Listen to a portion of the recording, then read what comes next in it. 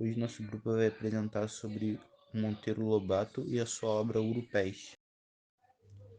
Falando agora um pouco sobre o contexto histórico que está inserido o pré-modernismo, ele basicamente se situa na consolidação da República, quando o Brasil tinha uma expectativa de ser mais justo, mais moderno, com o advento de um regime republicano frustrado. E já no novo regime não mudou muita coisa, né? As desigualdades continuaram a mesma, a oligarquia se manteve no poder, a participação política ficou restrita às elites e os conflitos sociais aumentaram. Esses conflitos, no caso, são, por exemplo, a revolta da vacina, a guerra do contestado e a revolta da chibata. E basicamente foi nesse contexto que teve uma influência na produção literária nas duas primeiras décadas do século XX. Monteiro Lobato foi um grande escritor pré-modernista e editor brasileiro. Nasceu em 1882 e morreu em 1948. Lobato nasceu em Taubaté, São Paulo, no dia 18 de abril de 1888. Como escritor literário, Monteiro Lobato se, se enquadrava no estilo pré-modernismo e se destacava bastante nos gêneros de fábula. Geralmente, os universos retratados por Monteiro Lobato eram pequenos vilarejos, decadentes e com baixa infraestrutura, fazendas, coisas que ele viveu em sua infância e presenciou, e eram bastante presentes em sua época. Ele era um ótimo contador de histórias, preso em seus certos, no seu próprio modelo.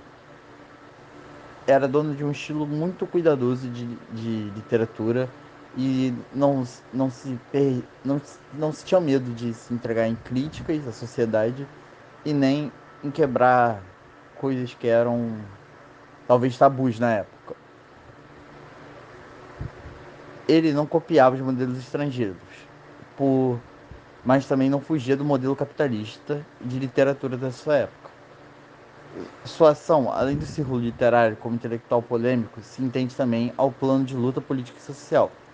Ele era um moralista e doutrinador, aspirava ao progresso material e mental do povo brasileiro. Meu nome é Bernardo e eu vou falar sobre Urupês, que é uma obra do Monteiro Lobato que basicamente é uma série de 14 contos, tendo como ênfase a vida cotidiana e mudando do caboclo, através de seus costumes, crenças e tradições. É uma obra pré-modernista de caráter surrealista, já que o autor, Monteiro Lobato, emprega um símbolo, né, o Urupês, que significa gigante cobizeiro, dentro do qual circulam personagens e ocorrem os fatos.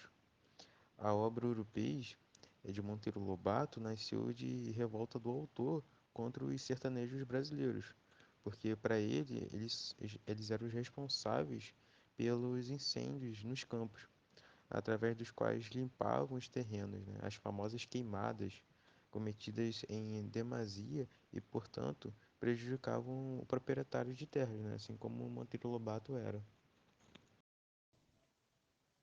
Olá, eu sou Eduardo e eu vou falar um pouco da influência da obra Urupés para o Brasil.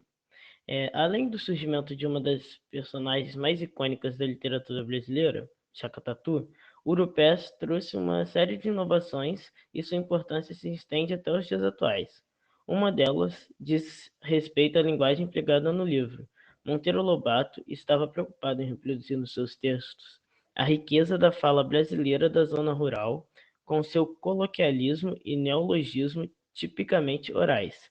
De acordo com a crítica literária, o recurso da oralidade foi a maior ousadia dos escritores em Urupés, pois nessa época o uso do português coloquial em obras era visto como algo inferior e sem valor literário. Dessa forma, pode-se dizer que Urupés é uma obra que, de certa forma, antecede as convenções estilísticas propostas pelos modernistas da Semana de 22. Ainda com relação à linguagem empregada por Monteiro Lobato, é interessante notar a grande influência que o Urupés teve sobre a língua portuguesa falada no Brasil. A partir do livro surgiram diversas palavras e expressões que hoje são dicionarizadas, como por exemplo o termo jeca, que vem do personagem Jeca Tatu e passou a ser sinônimo de caipira. morador da zona rural, ou ainda pessoa de hábitos rudimentares. Por fim, é importante ressaltar que a importância de Urupés não ficou restrita ao campo literário através de suas inovações estilísticas e linguísticas, mas teve também grande influência na indústria e no mercado cultural do Brasil. Isso porque até a Primeira Guerra Mundial, grande parte dos livros brasileiros eram impressos na Europa através de editoras estrangeiras, principalmente as francesas.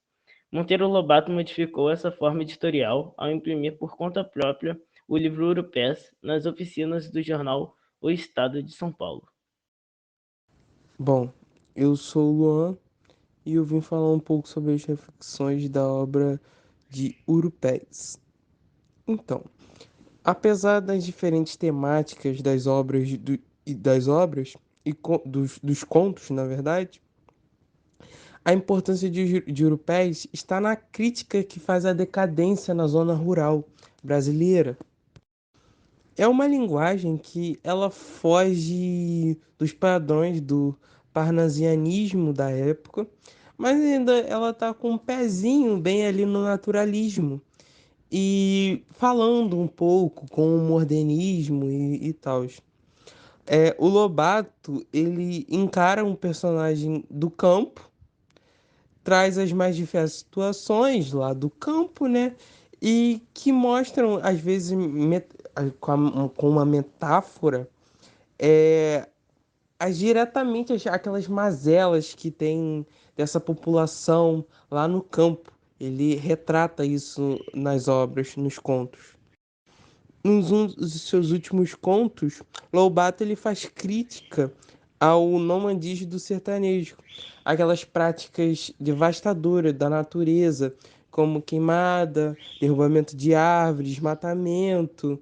E é isso, ele faz uma crítica muito grande. Que o homem ele não tem aquela consciência de preservação da natureza e que devemos ter. Meu nome é Cauê e vou falar um pouco das curiosidades europeias. Urupés é focado no personagem principal, o Zeca. O nome da obra é inspirado no urupê, um tipo de cogumelo parasitário que destrói a madeira.